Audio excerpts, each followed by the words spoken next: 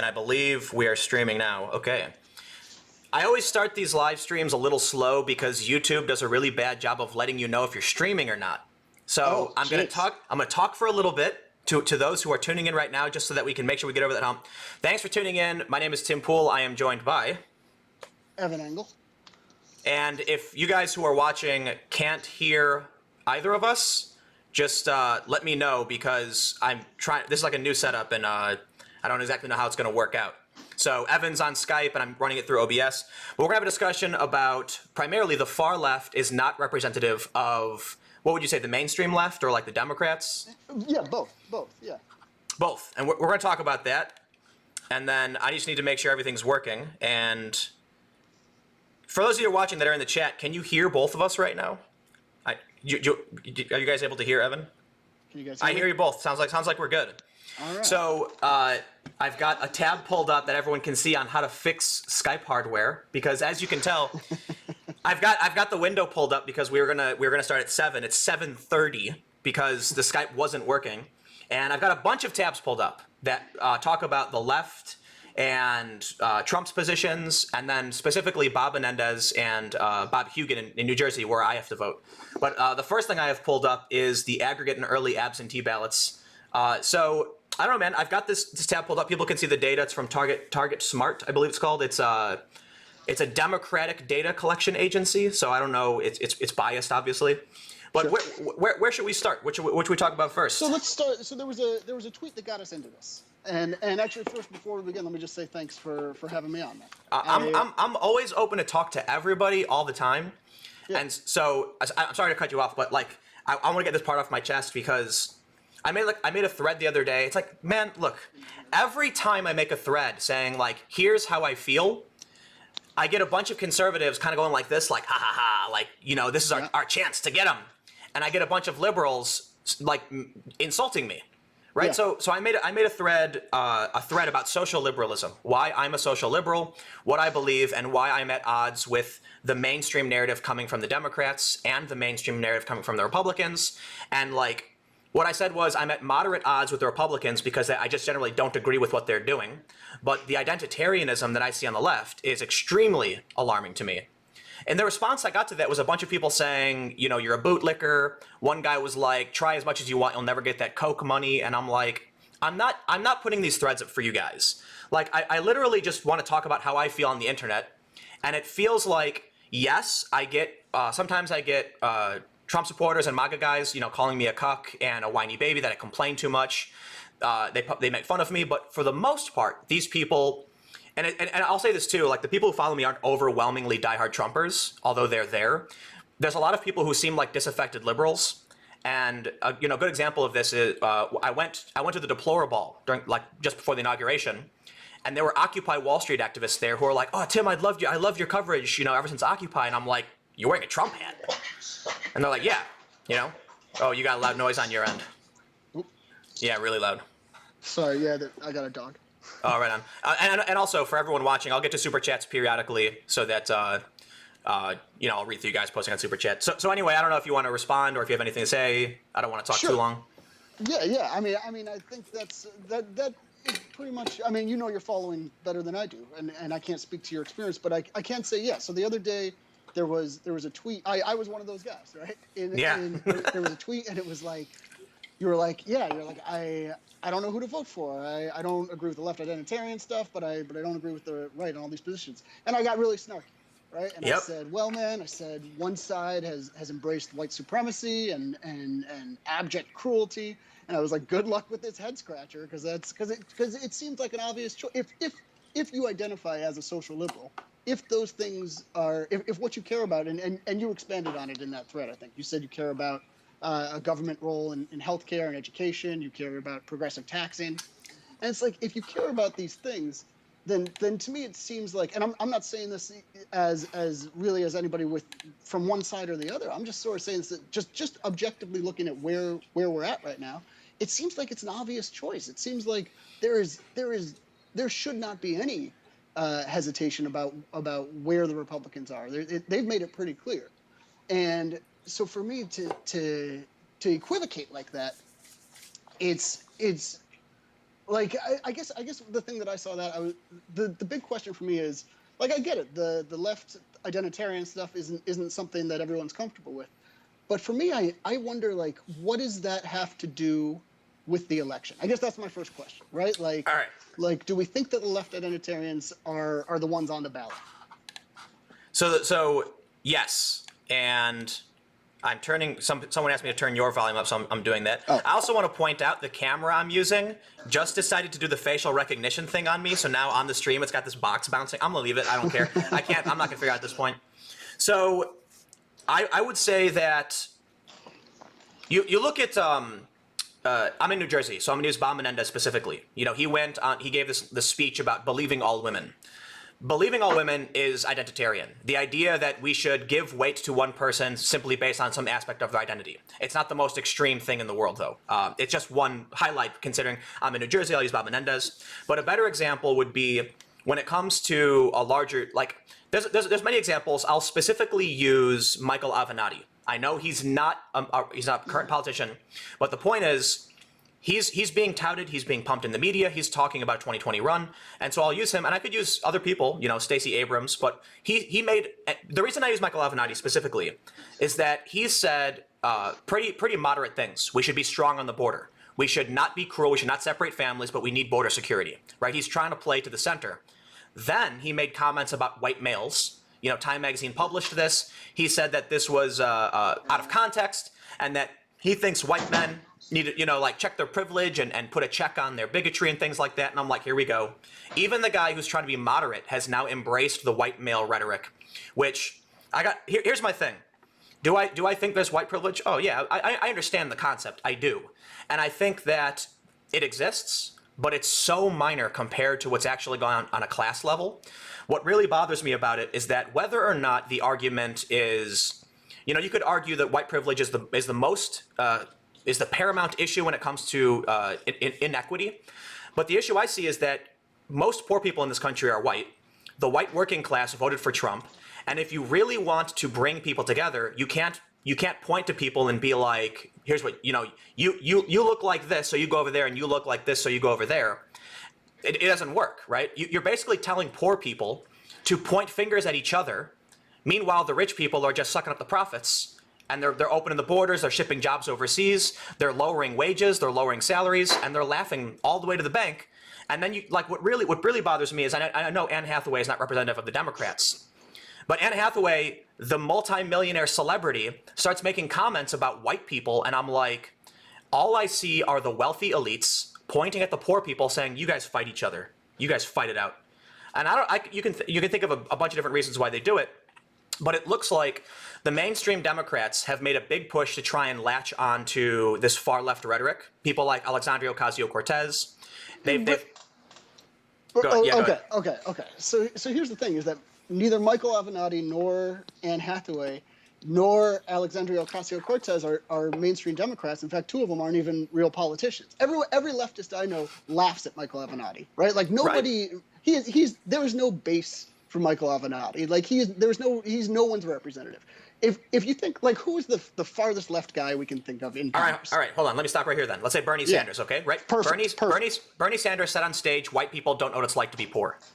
Bernie Sanders has also said that Antifa shouldn't, like, stop people from having free speech, and they said, what do you think of Sarah Sanders eating at restaurants? He says Sarah Sanders should be able to eat at restaurants. That's why one of the reasons I still like Bernie a lot to this day. I was really frothing at the mouth for Bernie in 2015, early 2016, and I knew it would never be allowed to happen. But there's several things about Bernie that I liked before he started getting into this game, before he started getting pushed around by, like when the stage was taken away from him by those Black Lives Matter activists.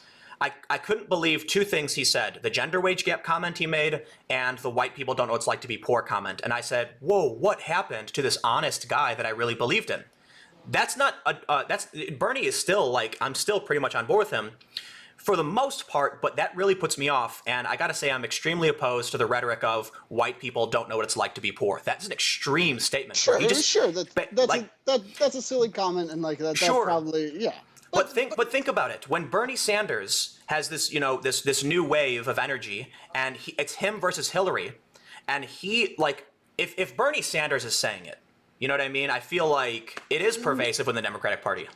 But when push comes to shove, you can ask Bernie Sanders, and people have, and they ask him about any of these points that you seem to feel really deeply about and really nervous about. Like Bernie Sanders Bernie Sanders doesn't equivocate about Antifa. Like he doesn't equivocate about any of this stuff. Like that is a mainstream Democrat, or maybe not. Maybe he's even out of the left of the mainstream. But well, like, I mean, or take anyone. Take Maxine Waters, right? Like Maxine Waters is as mainstream Democrat as they get. Maxine Waters calls herself a capitalist, and she says they were like, should we abolish ICE? And she's like, no. yeah, that's good. And Bernie refused to say it too. So Kamala Harris, like the mainstream, like leftists are mad with mainstream Democrats because they don't represent them. Right? Like so to say that like there's some sort of weird that like Democrats are all going hard left is well, I don't this is the issue. It's kind of like I don't think that every single mainstream Democrat is like this, but it's getting there, and I see it getting worse, right? So first, and one of the issues is Antifa violence, right? As I understand, Antifa hates liberals, and I can appreciate when the far left accurately calls me a liberal because whatever the Twitter left is, they call me conservative all the time, and I'm like literally none of my positions, like maybe like 1 or 2 out of 100. So like literally social liberal can go on and on about why I believe in social liberal policies, and the far left are like they know I'm a liberal, and I'm like thank you, because they hate liberals too. I get that, and so that's rather alarming. But one of the issues for me is I understand Maxine Waters wasn't calling for violence. She was calling for protest, and you have a legal right to protest. When it comes to issues of, Ted Cruz and, McConnell and whoever else eating at restaurants, I think it's kind of inappropriate to go inside a restaurant and start protesting. But I do think they have a right to protest, so I kind of shrug my shoulders at it like, are you really going to be that bent out of shape for something like this? Yeah, I don't think it's effective, but there's a big difference between that and violence. But then what happens is Hillary Clinton, incivility, right? Eric Holder, when they go low, we kick them. I understand they're not saying to get violent, but here's what ends up happening. Antifa goes out with bike locks. Does the media report on it? And I'm talking about national media. Yeah. No, they don't. No, they don't. In fact, on CNN, they come out in defense of them. And so, I understand that's not the mainstream left. But the point I'm trying to make is, after Charlottesville, when we see the extreme escalation of where this heads, Hillary Clinton still has the nerve to say we can't be civil. Eric Holder still has the nerve to say kick them when they go low. Maxine Waters. But one more point. Maxine Waters says confront when you see the cabinet. You in a restaurant, you push back on them and stuff like that. And I start getting concerned because, yes, I am equally concerned when Donald Trump makes the body slamming gesture, when he praises what's the guy's Giofonte or whatever. Yeah. And so yes, when Trump early in the campaign was saying things like we used to take them out, making references to like hitting people and stuff, I'm like, that's not good. Guys, this is bad. I'm watching the violence outside, I'm watching it inside. I do a live stream in Berkeley and people ask me what happened. I say, well, Antifa showed up, started a fight, but some of these other guys who showed up with the skull balaclavas were jumping over barricades, chasing people down. Not everybody's innocent, not everybody's guilty. I can recognize that. But then you still have people willing to engage in this rhetoric of pushing back on people, engaging in incivility, even after Charlottesville. What happened after Maxine Waters? She says, if you see these, she's talking specifically about Trump's cabinet, but someone actually went into a restaurant where a GOP candidate was sitting down, punched him in the head, he fell down, hit his head on the ground and got a concussion, and he was taken off the campaign trail for a few days because he literally fell back and hit his head on the ground. And so all of the rhetoric to me is alarming. And that's why I pointed out in the tweet, I'm not a fan of the Republicans. I've never been. And I'm not even saying I'm going to vote for him, but we'll get to the Bob Hugan stuff because that's where it gets really interesting. But in terms of general support, there's a lot of people who are tribalist conservative, tribalist Democrat. I'm neither. And I've typically been on the Democrat side because I lean more when I was younger, I was actually super far left. And then I kind of just became moderate when I got older and realized there's a bigger world around me that I don't understand. And then for all the hope and change stuff Obama talked about, he went and killed a bunch of kids and American citizens overseas. So that but I'm not going to rant. All right. So I get what you're saying, but there's a substantive difference here, right? When they go low, you kick them is a silly thing to say, but ask ask Eric Holder how he feels about people smashing people with bike locks, and he's going to say don't do that, right? Where were they?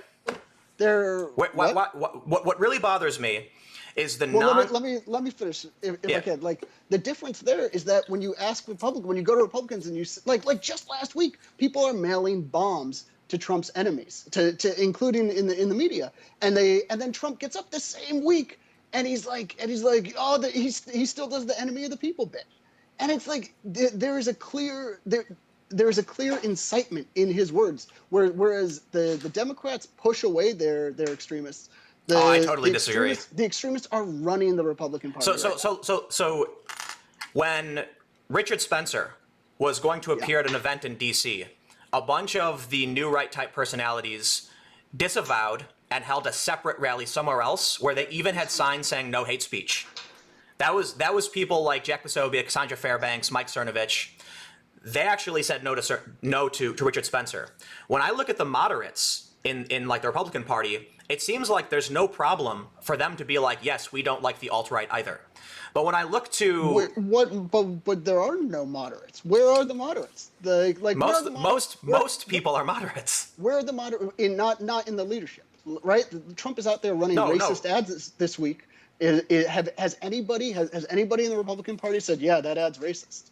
Has anybody said like this is going to rile up our base and lead to racist attacks on people? Like where there are no moderate Republicans in the leadership. Like, take a look. You know how we were talking about how the extreme left is really frustrated with the Democratic Party, right? Because they feel that they're not represented in the leadership. David Duke today was just tweeting about how psyched he is with Trump. Right? The extreme right is not disappointed in the Republican leadership because they're running it. It does. I mean, So let's talk about the guy. If there were moderate Republicans running things, David Duke would be sitting there being like, "Oh, you guys are all cucks," but he's not. He's saying he's super pumped. Sure, and you can't take one person's words and say that's representative of anything. It's just one guy with an opinion. In fact, there was a KKK guy who actually endorsed Hillary because he said he knows about her. And you can, listen. They knew what they were doing. They didn't really. They know what they're doing. They're doing that so that we'll have that conversation. I think I was at Vocative ran that story. I was at Vocative when they ran it. Yeah. But I think that's fair to say. But then the issue becomes one guy says something about Trump. Okay. I mean, what does that mean? It's not one guy. It's the entire like you've been on these forums. You've been on the alt-right forums. You've hung out with these guys. Do they seem disappointed in Trump to you? Yes, they do. Why? They think that Trump. I mean, first of all, dude, Trump going to Israel wearing I think as yarmulke as it's called, and like touching the wall and all that stuff. Yeah, a lot, and that's not necessarily the alt-right because that's when you get more extreme into the anti-Semitic stuff. But there is a decent overlap when you get into the fringy stuff. But like Richard Spencer, I believe he's on the record saying Trump isn't good enough, and he's rolling back all of these things they thought he would do. But that's not the point, right? Simply because people with bad opinions like what Trump is doing doesn't mean that what Trump is doing is in any way related to their opinions. You like the guy who went to that synagogue hated Donald Trump, right? Yeah. So anyway, because he said he wasn't anti-Semitic enough or something. Well, because his family is Jewish and he supports Israel. But I think this is a non-issue, right? When it comes to the fringe. No, this is not a non-issue because this is why I responded to your tweet in the first place, right? Because you can't act like the far left is this. There's a real imbalance here to say like, okay, well, there's the Democrats and there's a far left to their party, and there's the Republicans and there's a far right to their party. There's no law that says, there's no like natural law that says that those two are going to be in balance. You could have the far right take over the entire Republican Party, and the far left would still be this tiny little fringe of the Democrats, and that's what's happened. So let's do this. When Charlottesville happened, Trump said that there were fine people on both sides. I think that was a mistake, obviously. However, he issued a statement the next day saying he denounces in no uncertain terms white nationalism, white supremacy, and the violence that took place in Charlottesville. He's privately now they say he thinks that was the mistake, right? He thinks apologizing that second day. He thinks that was the biggest mistake of his presidency. I mean, is it because he apologized, or is it because he was right? Apologizing is different. But right, I can understand that. But here's the issue. Well, in that regard, too, my opinion is that I don't think Trump knew what the hell he was talking about. I mean, anybody who would say something like that clearly didn't understand what actually happened in Charlottesville. And what I think actually happened is Trump assumed Charlottesville was anything like these other rallies. He probably assumed it was a regular old rally. No, it wasn't. And he made a mistake, and he shouldn't have done that. But you're giving him a lot of benefit of the doubt. I'm not sure why. Why would I not give anybody the benefit of the doubt, right? So I'm not going to... Because he's the president of the United States. He's got every resource imaginable in the world. If he wants the answer to a question, he can get the answer to the question. Power doesn't immediately... just because someone's powerful, you can't immediately assume what they're doing is wrong. They're another human being. We want to keep power in check, right? So but you should be skeptical. Absolutely, and I will be. And but here's the thing: you can pull up on YouTube Trump disavowing white nationalism and white supremacy, and it's my God, it's ridiculous. These videos where people put together compilations where there was one video I think was like a half an hour long of every time the media, and they like have timestamps of like the media claims Trump won't disavow, and then he's immediately like, but I disavowed last week, and then a week later Trump refuses to disavow, and then he's like, every single time I disavow, they do this again. So I've seen the videos, right? I watch news every day. I try to watch a balance between left and right. I read Vox and BuzzFeed, and then I'll read the Daily Wire. And what I see is, did the Democrats come out condemning Antifa when they went to Berkeley and bashed 7 people over the head with bike locks and threw mortars into crowds with old women? Absolutely not. Did anyone report on it? Only a few people, and only after 4chan tracked the guy down who did it. Who reported on the Bernie Sanders voter who got clubbed in the head? It was like Newsweek and Oregon Live, and Newsweek picked it up from Oregon Live. I don't see, and look, the media isn't necessarily a reflection on the Democrats, but it's like this narrative keeps getting pushed, where the mainstream Democrats aren't coming out and saying, the Trump supporters have a right to do this, stop attacking them, far left. But Donald Trump can say, I disavow, I disavow, I disavow. Is Trump strong enough when he disavows? Sure, we can argue that, but he has done it. Have the Democrats come out and disavowed all of the times. And here's what I'll do. Here's what I'll do for those that are watching. I know you can't see this because you're on Skype, but I've got an article, and it is from Breitbart, so I'm going to grain of salt here. It says 639 acts of media-approved violence and harassment against Trump supporters. Now, first, let me break this down. Media-approved, ignore that. That's Breitbart being fluff. So the article that I have pulled up, again, I know you can't see it. It's a list going back all the way to September 1st, 2015, of various instances where people have harassed or attacked Trump supporters. And so what I see when I'm on the ground in San Jose, and I watched some dude just walking down the street, minding his own business, and someone smacked him in the back of the head with some kind of bag of we think it was a bag of rocks, covered in blood. Why did they do that? Did any Democrat come out and say this is wrong, leave these people alone? No. But listen. Okay. An old woman in San Jose was pushed to the ground. They took her head off and lit it on fire. Yeah. Did anybody come out and denounce that? But was anyone asked? This is my real thing. Like, if you go to Nancy Pelosi and you say, do you think we should push old women on the ground and take their hats? She's not going to say, well, there's some very fine people on both sides. She's going to say no. This idea. That's fair. Sure.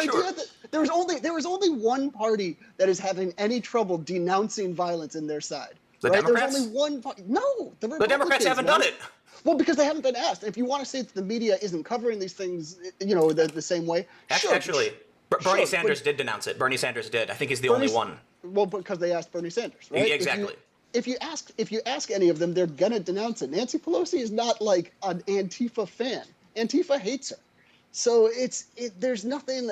It's wild to say, like, why didn't they denounce it? It's like, well, did anyone ask them? That's an issue. That's an issue. So that's a good question. Why isn't CNN? Exactly. Why won't the media cover these stories? I asked my dad the other day, did you know that at GOP headquarters, someone did a drive-by, fired several rounds? Did you know that? So here's, okay, I didn't know that. But let me ask you another question. I can't speak to every incident of why the GOP hasn't done that. But here is or why the Democrats haven't, or the media hasn't. Sorry. But here's a possible explanation. And it's that the Democrats don't rile up their base. The Democrats don't go out there and say, yes. When they go low, we kick them? If you find these people push back on them, we can't be civil with this other party? You can argue. I know you're big into civility, but saying we can't be civil isn't the same thing as saying, back in the day we used to take them out on stretchers. Saying right. We can't be civil isn't the same thing as standing in front of a room full of cops and saying, you know what, you don't have to be gentle with them anymore. Like right. these are and that's these are wrong too. substantive, right? But they're so the gradations are so giantly different. And the context is so giantly different. There is not this rabid racist base that hangs on Nancy Pelosi's every word. But No, actually, the far left protester. Do you remember when she was having a meeting for DACA for Dreamers? A bunch of people actually came in and shut the event down, saying all illegal immigrants are nothing, right? So here's the thing, right? I think it's kind of silly to argue. You should. I think it's fair to say that yes, the far left isn't representative of all of the Democrats, but I will say, according to The Economist, the Democrats are reaching into those corners, and the Republicans are not. When I know I can't pull this up for you, but according to an Economist report on the progressive movement within the Democrats, they said out of 78 primaries, the progressive wing lost 71, and then they show the data breakdown where they say, if you can see, that basically the left starts going like this and spreading out from far left to center, and the right just kind of moves a little bit to the right, but centers around a common moderate conservatism, or like right. I don't want to call it necessarily moderate because it's not center, it's actually in the right. So the left is actually expanding and starting to embrace more of this stuff, right? Well, sure, yeah. That progressives are making gains, right? Like Cortez, Ocasio-Cortez is a good example of that, right? Like she's somebody who's left of where that party was 10 years ago, and wouldn't have been possible, and now she seems more viable. But even that, like Alexandria Ocasio-Cortez is still not. She doesn't equivocate about Antifa or smashing people in the head with bike locks either. No, but she keeps the press out of her events on more than one occasion. Well, she shouldn't do that. But even Ocasio-Cortez, once she got the nomination, she started making this sort of run to the center, and leftists got mad at her about the Israel thing, right? That's true. Absolutely. Her first week. So they're really again, there is no law that says that the far left and the far right are proportional within their own parties, and they're not. The far right is the Republican Party right now, and the far left is still this thing that exists in the far right's imagination. What does far right mean? This is a good question, because like if there is no moderate Republican Party now, maybe it is just the right.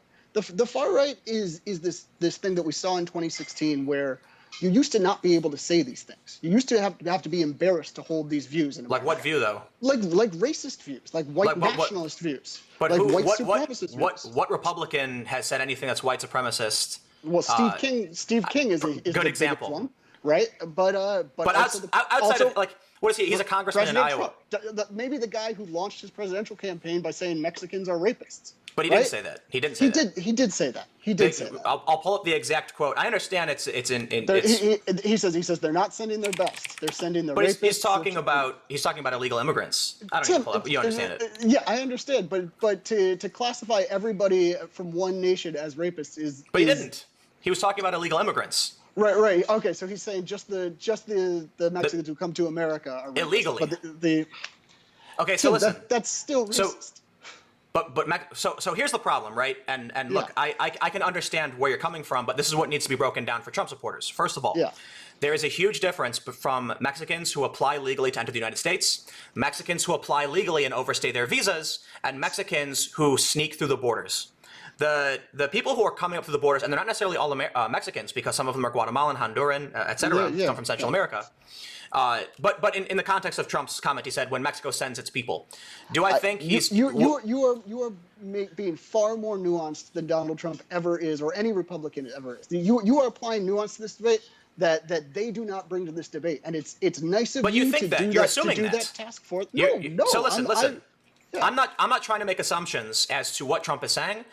I'm asking, what did he say? And he clarifies. And he says, no, I'm talking about the illegal immigrants. Okay, he said it. Am I supposed to assume he's got some hidden agenda? If that's the case, I can assume that okay, then I can assume Hillary Clinton it's not very well hidden. But so then I can assume that Ocasio-Cortez wants to abolish capitalism, wants to shut the... No. But the DSA says they do. The DSA on their website says they do want to abolish capitalism. So here's the thing. Do I believe Ocasio-Cortez wants to abolish capitalism? No, I don't. I think she doesn't truly understand what the DSA is as a card-carrying member. Do I think Donald Trump is calling every Mexican racist? No, I don't think so. But I don't want to get off topic. We'll stay on this, just because I want to make a point. And look, I understand your position when you say he's being racist, but now here the perspective of the Trump supporter. Mexico is not a race. Mexico is actually 20% white, and half of Mexicans are called mestizos, which means they're actually mixed race whites, right? This is so nice of you to bring this nuance that they never could. But that's not you don't have to carry this water for him, Tim. And here's the difference. We don't have to evaluate Trump purely on his words. We can evaluate him on his he's been in office now long enough that he's enacted policies, and we can review those policies. Do you see nuance in policies that try to ban Muslims? Do you see nuance? Wait, hold on. Yeah. Explain the banning Muslim thing. Trump has tried unsuccessfully to enact a Muslim ban several times. Okay. So let me ask you. You're gonna say it's 7 Muslim majority countries. It's not. No. That's not what I'm gonna say. Okay. I'm gonna say Venezuela and North Korea aren't Muslim, right? Yeah. So what? So his ban on this Spanish Hispanic country is a Muslim ban. He didn't ban Saudi Arabia. He didn't ban Indonesia or Malaysia. You're right. He didn't ban the. So how are you going to call it the number one purchaser of our oil and Indonesia, 11% of our economy. Malaysia, Indonesia and Malaysia not banned.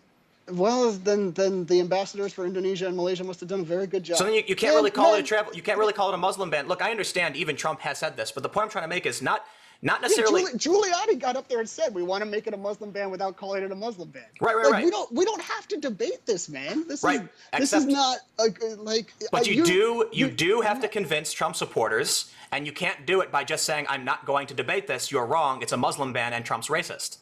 That doesn't work. That doesn't convince anybody. You have as a journalist, you have the right to state when things are factual. That is totally. You do not. And here's the difference. Like you engage with these guys and you assume and they bring these points to you and you evaluate them and you say, oh well, that's a point.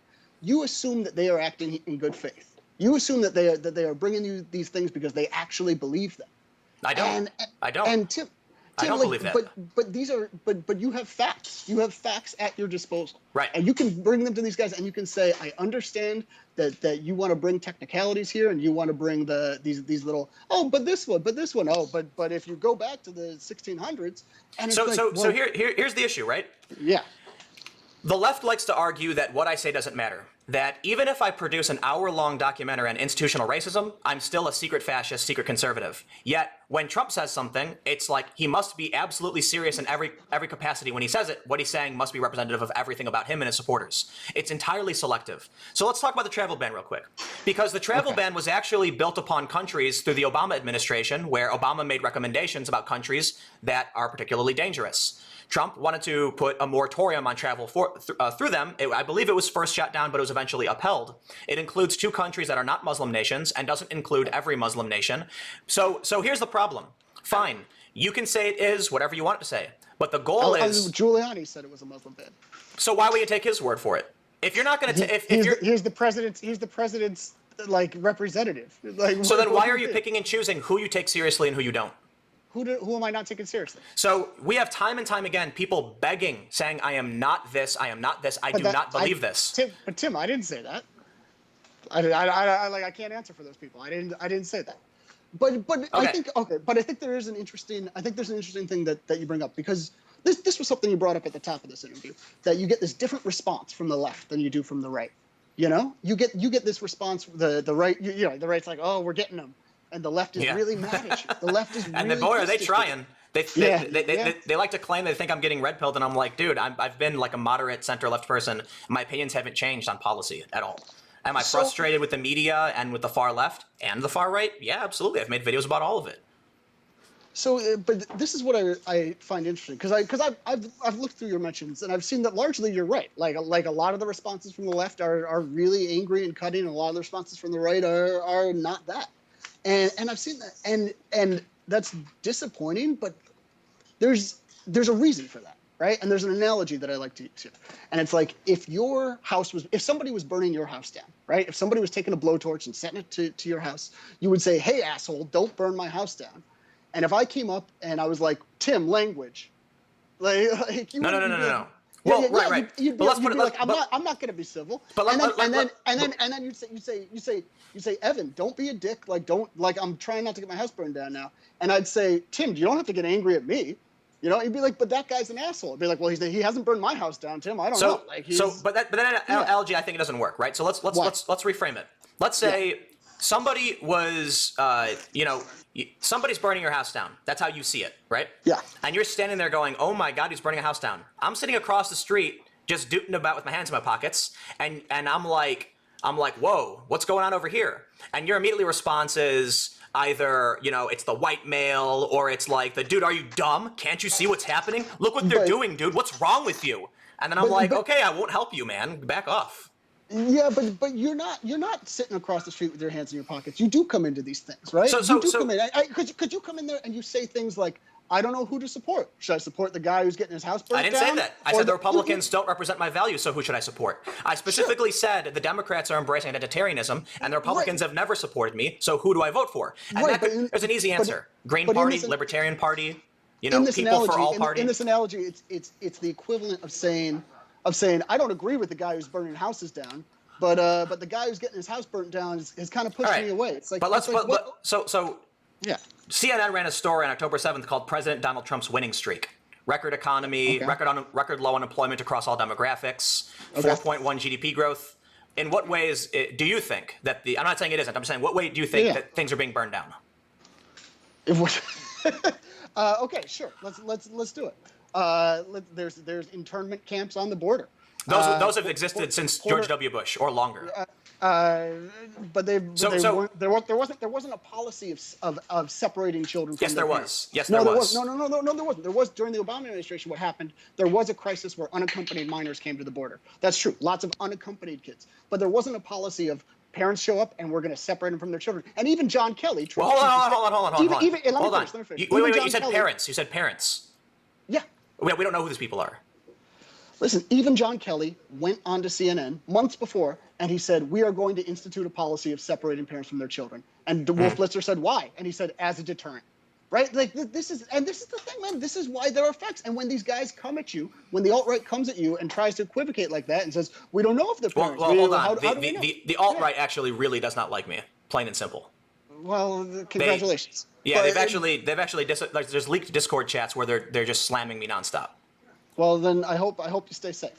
But man. Well, but at the same in response to that, I don't want to derail, but I've never been physically attacked by an alt-right guy. The closest I ever came was a Rise Above guy asked me whose side I was on. I said nobody's, and then he walked off and then punched Antifa in the face.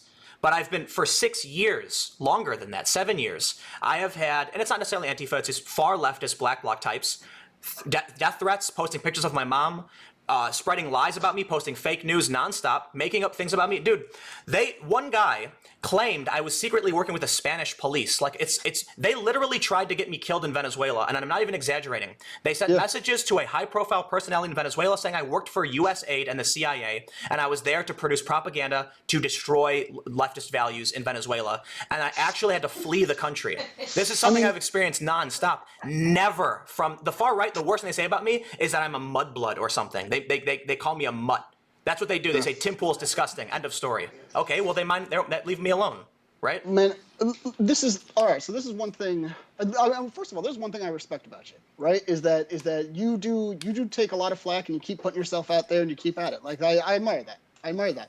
And I'm sorry to hear all that stuff. Obviously, I don't want anybody. We're journalists and nobody should be threatening us and nobody should be. You shouldn't feel unsafe. Nobody should feel unsafe in their job, right?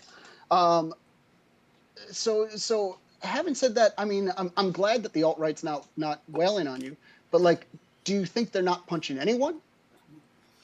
Right? Do you think in like what capacity? I don't know. Just elaborate. I'm saying that we are lucky that we are not in one of the groups that gets beat up by these guys. That we are not the recipient of their violence. Like but who? Who is? There is. I mean, immigrants, women, like there's not been a news story about alt-right guys tracking down women and immigrants and beating them up. There's fights. There were fights here in New York. But as you know, the NYPD said Antifa started the fight. I didn't see that. I saw that the alt-right guy is the one who's getting charged with crimes. So hold on. So here's another issue, right? Yeah. Do you know what alt-right means, right? Alternative right? It means white nationalist. There you go. Okay, so the Proud Boys are not. They're Western chauvinists, and you can. Yeah, But listen. That's another. The Proud Boys are just too cowardly to actually say what they are. But you right? listen, you can't call a group of people that are mixed race and mixed race people white nationalists. It's not Sure, it's you literally can't. racist. No, It no, it's not. It's is. not. Racism. Here's the thing. Racism is an ideology. It's not. It's not something that runs in our blood. It's something that runs in our heads. And we are all Wait, intellectually wait, equivalent. So we are all. Uh, uh, wait. No. we're all vulnerable to an ideology. But Being racism. But it's not. It's not. I mean, you know what yeah. intrinsic racism is, right? I know what intrinsic racism is, but that's a different thing than the It's a kind of the natural kind of white. sociological behavior within people Yeah. I see that babies show a preference for races that look like them. I get that, but Right. that's a far different thing than what has sprung up in the course of European history and the course of American history, which is Listen. an actual militarized racist ideology. But the Proud Boys are not that. And this is what's really annoying to me is that people assume the Proud Boys and like Generation Identity are the same thing. Look, let me just say, Gavin McInnes is a really weird guy who said a bunch of really dumb things. He's talked about violence. He's talked about punching people. You know, if people who are watching, if you don't believe me seriously, you just got to look it up. He's pulled his pants down numerous times on live streams and put butt plugs in and things like that. He's a weird dude. Yeah. But here's the thing. The Proud Boys, you can call them chauvinists. You can call them, I believe it's fair to even call them sexists. For one, they don't allow women. They have like the Proud Boys girls group is something else. And Gavin McInnes has made comments about women being stupid. Yeah. But the Proud Boys have publicly disavowed the alt-right. Jason Kessler, one of the organizer of Unite the Right, did used to be a Proud Boy. He got kicked out because of it. They disavowed the first one. They disavowed the second one. They didn't show up. So the issue is why is everything that the right does taken literally 100%, except for disavowing? Like you say, oh, they secretly are. What they're saying right now isn't legitimate. They're secretly racist. When Donald Trump says it, what he's saying is 100% true. I believe him. I'm not making the distinction. I'm taking everybody at face value. Oh, you're saying if Trump says I'm not racist? Listen, I look at what people do. Right, we can look at what these people do. We can look at what Trump does. What the Proud Boys do? The Proud Boys show up and wave little Trump flags and drink beer. Well, the Proud Boys start shit. Where? No, that's not true. That's literally not true. Find me, listen, I believe it would be fair to say there are certain examples where you could probably find a Proud Boy starting a fight, for sure. There's a Proud Boy on trial right now in New York for brawling at the and according to the New York Police Department, Antifa not only robbed a guy leaving the event got beaten and robbed, but the group that actually got in the brawl that was highlighted specifically was because 3 Antifa members confronted them and stood their ground in the street and threw a bottle at them. And then after they threw the bottle, then the Proud Boys fought back, and the Proud Boys took it too far. The Proud Boys should not have stomped those dudes. They surrounded them, started kicking them, and that's why they're going to lose. They're going to get charged with, it's like violence, but they didn't start the fight. So what did the Proud Boys really do? They were going to have an event. Antifa came up, smashed windows out, put signs on the door saying, there's more coming, you're next. And so now all these guys are on edge, expecting, something's going to happen. They show up. There's several hundred people outside screaming, Nazis go home. They come out. Antifa confronts them while they're walking away and throws a bottle at them. They get into a fight, right? Am I going to blame the Proud Boys for going too far? 100%. They should not have kicked them on the ground. You can make arguments all day and night that they wanted to end the fight before it escalated, but they went too far, and now they're being charged for it. Antifa started it. You're giving them a lot of credit. I don't see the Proud Boys. But that's literally what happened. The NYPD put out a statement saying, with surveillance footage, Antifa started this fight. Okay. Yeah. What do you want me to say? I'm not going to condemn somebody because someone attacked them. But I think if you think the Proud Boys don't go out looking for a fight, I think you're not paying attention to the Proud Boys. No. They definitely want to fight. For sure they do. Yeah. Because they actually have the 4th degree, which says if you get into a fight in defense of, Western values, you earn your 4th degree. For sure. But and this was, look, I'm not saying they're perfect. They absolutely, I hope not, man. No, I think there's a lot of things wrong with the Proud Boys. And I actually told, I don't want to derail. Basically, when they first announced the 4th degree, Gavin had to clarify saying, no, you can't start the fight. Because people thought it meant like, oh, I'm going to go beat somebody up. Yeah. But in most instances, Antifa is showing up to right-wing events where, listen, you know what would happen if the Proud Boys said we're going to hold a rally in whatever city and Antifa didn't show up? They've done this. In California, what did they do? They went to a bar and they got drunk and they went home. That's literally all that happened. There was another event where they went to a bar in LA. Antifa showed up, started creating a ruckus and got everybody kicked out. So when Antifa doesn't show up starting the fight, the Proud Boys just say their opinions. You could say they're bad opinions for sure, and they get drunk. this is all right. Well, we're missing a point here too, which is this: we quibble over which side has the most violent extreme wing, right? Right. That's pointless. It's pointless. And it's a little pointless, and it's a little pointless. You're more violent. No, you're more violent. Yeah. And here's the other thing too: is there's a whole world of violence that we're not talking about here, right? We talk about street fights because it's a deviation from the norm, right? It's unusual to see somebody get punched in the face on the street. We don't. Right.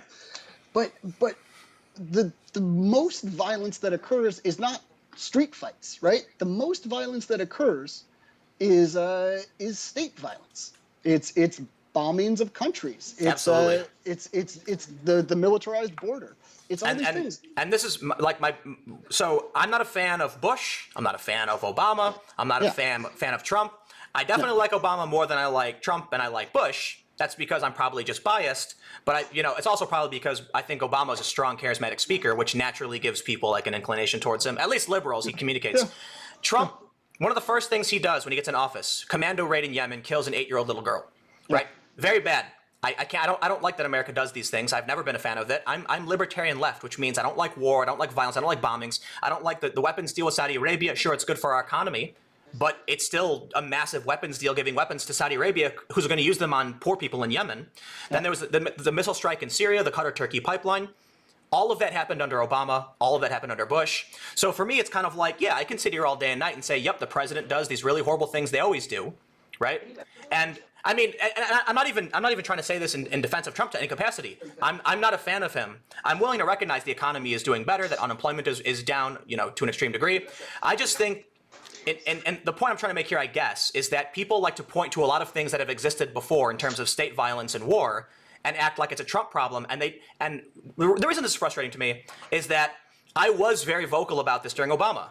I made videos, like you can see them on my channel, about the National Defense Authorization Act and how Obama drafted the ability to indefinitely detain people. The federal courts uphold this. They say it's fine. That Obama imprisons more journalists and more whistleblowers, or charges them under the Espionage Act. Where was everybody? I just think a lot of the bickering is completely disingenuous. The media doesn't cover everything. The national media is 90% negative on Trump. They ignore a lot of things. And so I'm sitting here feeling like there's a double standard between the left and the right, where absolutely the establishment right that's in power is using state violence and state force. So do the Democrats. On the ground level, you've got Trump supporters being called racists, Nazis, white supremacists, and people calling them alt-right when I'm like, these guys are literally just like 50-year-old factory workers who want their jobs back. You know what I mean? I don't know, I'm rambling now. Yeah. But I get what you're saying. I think that's a great point. That when the right is in power, they use state violence, wantonly, and when the Democrats are in power, they do largely the same thing. And so I think when you look at that by process, to get back to the earlier tweet, it's like by process of elimination, like who does that leave? And to me, it's like, well, if you for the things you care about, the things, right, then it's the choice is kind of clear. Except identitarianism, I am extremely morally opposed to. This includes the alt-right and the left. The issue is Trump has said on dozens of occasions, I disavow these people. Okay, you don't have to believe him. That's fine. A lot of people don't. The left has embraced these values. For instance, and look, I understand it's not every Democratic politician. The far left, yeah. But there's a couple Democrats who have spoken out kind of against it. But even when Bernie Sanders is going to do the white male thing, Hillary Clinton said something about being a woman in the debate, right? Identity is being used heavily. Then you look at what's going on at Harvard, for instance, with the ACLU now getting on board and supporting literal racist policies against minorities. I can be upset with so let's remove state repression and force, because the Democrats wield that to an extent as well. And so then I can look at the right and I say the right believes in extreme meritocracy, not necessarily extreme, but very much so meritocracy without identitarianism. At least those are their words. Those are their words, yeah. But the left doesn't even say that. The left actually uses it. The left actually says white males and privilege and straight privilege and cis and all of these things that are basically separating poor people from each other and making them fight amongst each other. It's listen. Go ahead. There's something you said earlier that it's interesting, and this comes up a lot, right? When you say the alt-right, the extreme left is the only one that threatens me physically. The alt-right has never threatened me physically. The Proud Boys have never threatened me physically. And this comes up with you a lot. It's like well, in my mentions, the right is more hospitable and the left is really cruel to me, right? Tends to be. Tends to be. It's not. No, it's perfect. Oh, sure. And I get that, but I mean, if you are making your political choices based on who is nice to you, well, but I'm not. That's a kind of even to kind of weigh that's a kind of identity politics too. Right? You're not identifying as a white guy. You're not identifying as a guy, but you're identifying as Tim Pool, journalist, and these guys who are and so who's nicest to me is no. Listen. Let's. And it's weird, man. It's not because you put yourself sense. Out there. You put yourself out there as a referee, and then you announce you can be worked, right? Like, in what capacity? What do you mean? No, I don't. You're like as long as someone's nice to me, right? Civility is like the big thing. It's like as long as here we are. Yeah, we're doing good. But it's like, but it's a weird. Like I get it. We all want politics to be more civil, but civility is not the end all be all when so much is at stake. When we go back to the see, that's reactionary. That's regressive. That's the house burning down metaphor, right? Like you don't ask someone to be civil in that situation, and when people are getting put in internment camps, and when people are being banned from the country, I mean the results of being banned from the country isn't like, it's not like, oh, I guess I don't get to go on vacation in California. Like it affects your whole life. It puts people into dangerous situations. When he first put the ban in, he was banning Iraqi translators who had helped the U.S. Army. Right. They held somebody. Right. That's and some of these people. I can't remember the exact story, but somebody there actually got sent. It's. I don't think this is related to the travel ban, but there was some story. I can't remember. Maybe I'm wrong. It's off the top of my head, so forgive me, everybody watching. But I remember a story about someone in Afghanistan who served for the U.S. And then when he tried to come here, he couldn't. Yeah. And then he ended up getting killed or something. They found out he worked for the U.S. So I recognize all that. And right. So the issue is, yeah, I'm not a fan of Trump. You know what I mean? Like, a lot of people like to point the finger at me and they're like, oh, here Tim comes, saying he's a liberal again. But dude, it was like 2015. I remember I went on this fervent rant about everything about Bernie Sanders that made me feel like finally something was different. And I think it's, Steve Bannon did a debate where he said, the issue isn't whether or not populism is or isn't going to take over. It's whether or not it's going to be left-wing populism or right-wing populism. And I felt like he's right. Bernie Sanders was speaking to men. Bernie Sanders did a lot of things right. I think he's a little far left for me in terms of, his like free college for everybody stuff. But I felt like he was honest and I felt like he was trustworthy. And so I was willing to be like, you know what? I think I disagree with him on the economic stuff. But hey, man, he's better than everyone else we got. And I think for the first time, I feel like someone's actually being honest to me. So maybe he does have a point. Then he goes up on stage and says white people don't it's like to be poor. And I'm like... It's a dumb comment. It is. So here, my biggest... I want to move on to Bob Menendez because I've had this tab pulled up for a while. My biggest concern with the left is overt identitarianism. It starts with believe all women, which I'm kind of like, okay, I'm willing to listen and believe but verify, or listen and then verify, you know what I mean? But I think it's extreme when we find out that 4 of Kavanaugh's accusers have recanted, 3 are complete retractions, and 2 are admissions of straight-up confessions to lying. And I'm like, when you forego certain principles within our democracy, that's reactionary, going back in time to revert things to the way they used to be before we didn't have due process. Like it was in the early 90s, we were like people were literally being killed over false accusations. I don't want to get too much into that. And now we're coming back into territory where the Democrats actually embraced what we now know to be complete false accusations to stop Brett Kavanaugh, instead of actually going after Brett Kavanaugh for his national security record, for the third-party data collection, for what his opinions are on the NDAA. They went this ridiculous route that now we've got this story. The Senate Judiciary Republicans, no evidence found after 45 interviews. I get it. It's biased, for sure, right? Sure. But for one thing, with regards to the other Kavanaugh accusers, I didn't see any Democrats embrace them. The Democrats, from what I saw, they all kind of kept those ones at arm's length.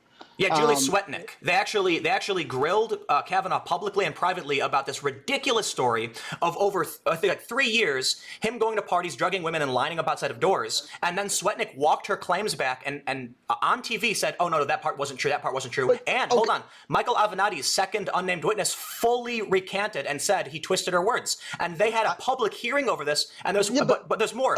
Again, Avenatti, like everybody views Avenatti as a clown. Like nobody views Avenatti That's fine, but the Eddie, Democrats actually called Kavanaugh a gang rapist. They did. They straight up called him. And so so I've got a couple problems. Sure, but The fourth, Kavanaugh aside, man, like Kavanaugh is one guy. and they're embracing this weird We've identitarianism against their political opponents. It's an example of what's to come. I wouldn't call it identitarianism, and It's literally believe all women. Women are more, we must believe all women. Bob Menendez, let's use it to segue to Bob Menendez. He gives a speech where he says, okay. why can't we believe all women? And he does the speech we do, or that people have done, where he makes the same point about, like, for too long people haven't believed women, and it's like, dude, listen, it's a problem we have, absolutely. But the solution isn't. I actually had someone tell me they would rather 10 innocent people suffer than one guilty person escape. They would rather see 10 people innocently imprisoned if it meant one rapist got locked up. Was that person running for Congress? This was someone who's campaigning on behalf of the Democrats. Listen, I have most of my friends on the left. Volunteer. This is not like their campaign manager. This is some volunteer. No. It's like a low level, like, I'm going to hand you a flyer. Most of my friends are left wing. Almost all of them. I have, I would say, I can't even think of the amount of friends I have who I would consider good friends that are right wing. Maybe Cassandra Fairbanks. I would say I could probably only name Will Chamberlain as someone I know a little bit, but we're friendly.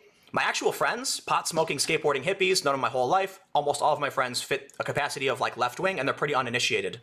And so when I talk to my friends, most of them are like, I have no idea what you're talking about, don't even know who Kavanaugh is. But then when I see on Facebook people I used to know for a long time saying ridiculously identitarian things, it's extremely terrifying to me when my friend, who is extremely high profile, going out and campaigning on behalf, appearing in ads, appearing in videos, using their influential weight to throw behind a candidate, specifically because the candidate is black and specifically because white men are bad. I'm like, that's a race going on right now, and it's a very important high profile race. I don't want to give out too many details, but that's all right. So let's go back a second. So let's go way back if we can. Come with me again. Let's go back to, like, 1870s, 1880s America, right? And lynch mobs, real lynch mobs, not like Twitter lynch mobs, like real like pulling people out of their beds and lynching. Oh yeah. And this wasn't like a one-off event. This was like a system of terrorism that ruled the Deep South, right? And there was no due process for these guys. There was no this was a completely extrajudicial system of cruelty, right?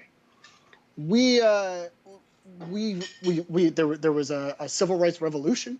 And we came to recognize that these lynch mobs weren't just like one-off events, that these were part of a larger ideology that ruled the South and a larger goal of the South to keep black people in submission, right?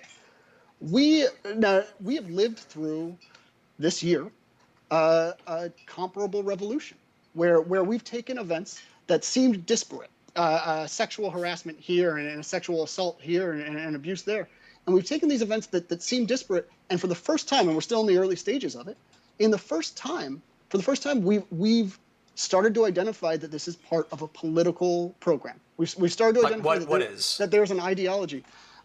This thing that right now you would identify as identitarian.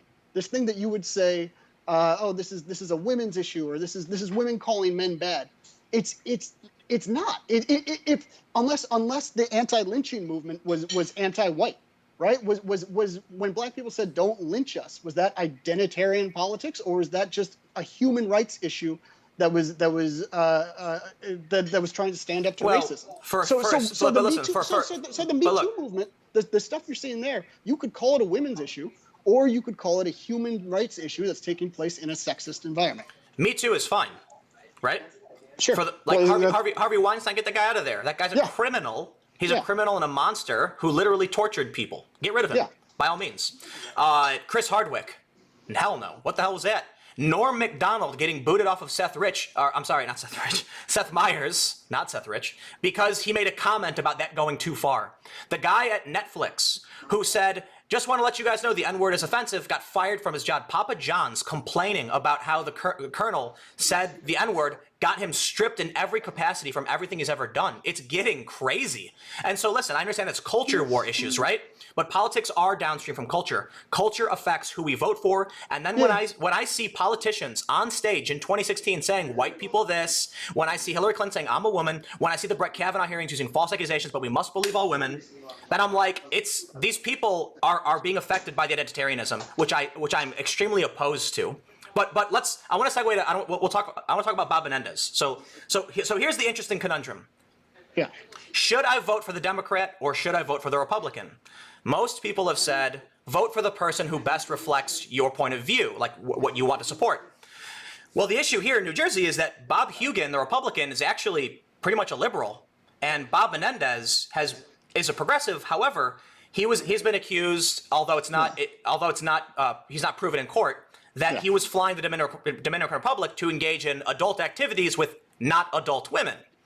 And so for me, it's kind of an issue of if Bob Menendez is going to go grandstanding, saying we must believe all women, we're going to use this for political power. And then when the FBI has corroborated statements and evidence suggesting that he actually may have been, engaging in these activities with these young women, okay, well, should I use his own standard for this? And if that's the case, Bob Menendez is out. I can't vote for him. He's the Democrat. And so do I not vote then, or do I vote for the Republican who is pro-LGBT rights, who is pro-choice? I mean, I not knowing enough about the Jersey race, I can't speak to the specifics of the candidates there. So, but I know that the things you care about, the things you say you care about, are not just LGBT rights, are not just those sorts of issues. I mean, you talk about caring about government roles in healthcare and education. You talk about progressive income tax.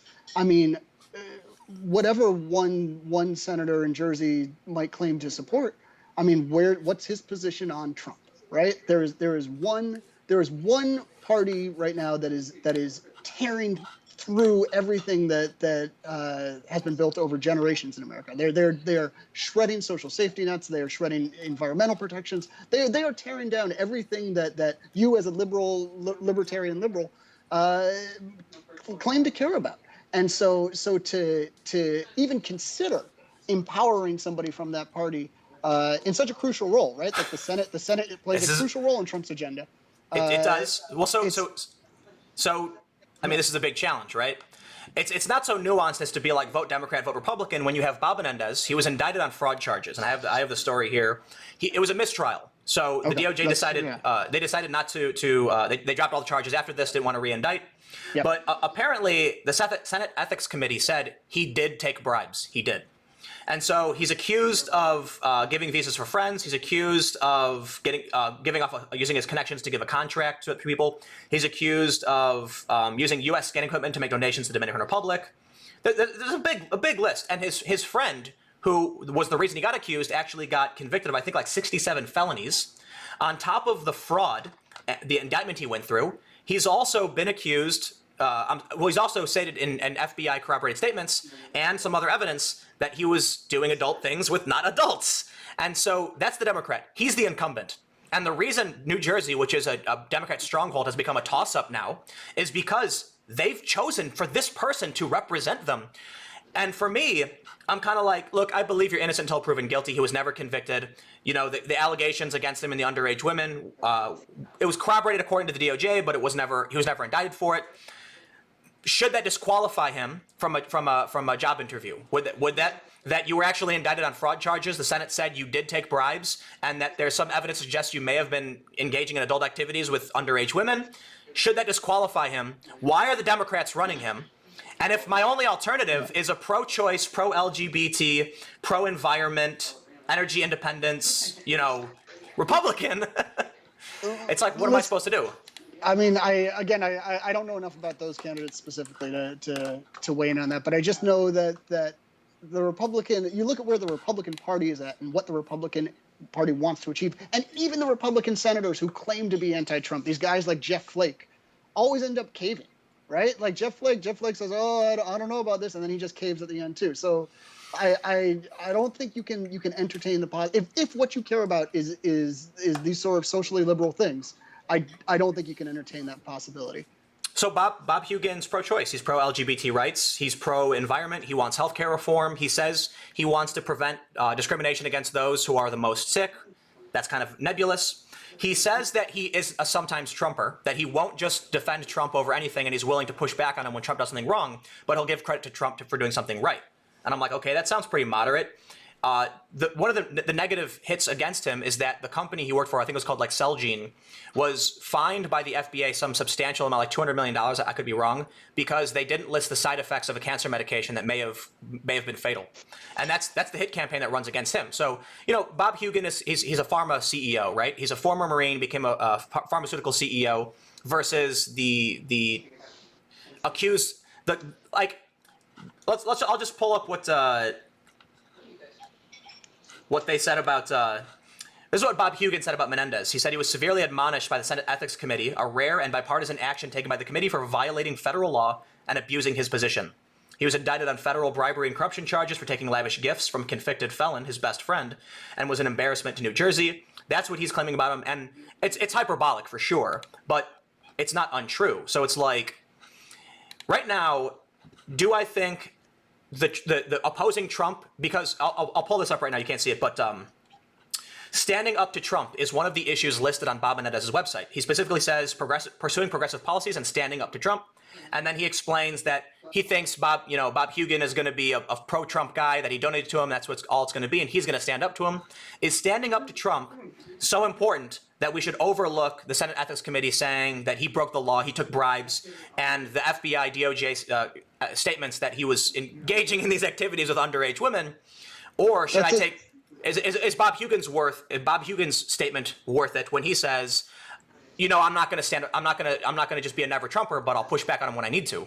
I mean, that's what all the other ones have said. So I don't think you can take that one. But to your first question, I mean, that's a real hard question, right? That's a real difficult question. Thankfully, I think most people aren't in that position. Most people Bob Menendez isn't running to represent, people in 50 states. He's just in Jersey. I mean, I'm in Jersey. Do I want that guy to represent me? I can't answer that. Man, I don't know. I don't know the answer. Here's the thing. I really, really wish the Democrats chose to just. I guess you can't. If Bob Menendez is going to run, he's going to run. You can't tell him he can't do it. But man, they should. Well, there could have been a primary, right? There could have been a primary challenger there. But the thing is, I bet Bob Hugin would have run as a Democrat if he could, because. I mean, look, Bob Hugin's a blue state Republican, which makes him kind of just like a center-left individual. He has to be if he wants Democrats to vote for him. And so there's another point I want to make that I think would be really great. I think red states should elect Democrats, and I think blue states should elect Republicans, because it forces the parties to pull back to the center. Well, I don't know. What do you think about that? That's just a thought.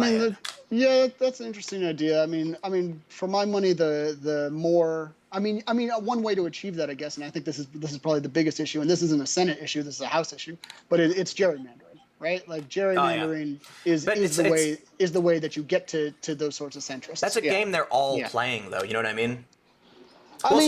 Yes, but the current map is. I mean, you can't discount the impact of the 2010 Republican state house wins, right? In 2010, the Republicans took tons of state houses and they rewrote maps in tons of states, and it's true. Democrats have gerrymandered. I mean, there's no doubt about that. Yeah. So here's what I want to do. I want to point out one more thing, but then I got a ton of super chats from people who have asked a ton of questions, so we'll start reading those out. Let's do it. I got as a heads up, I got about 15 minutes. All right, cool.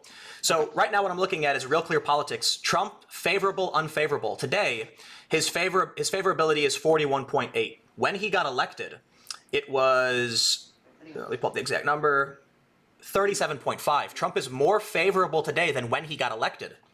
So the last thing before we go to Super Chat is, if this midterm really is a referendum on Trump, and he's more favorable today, doesn't it stand to reason that the Republicans are going to take everything?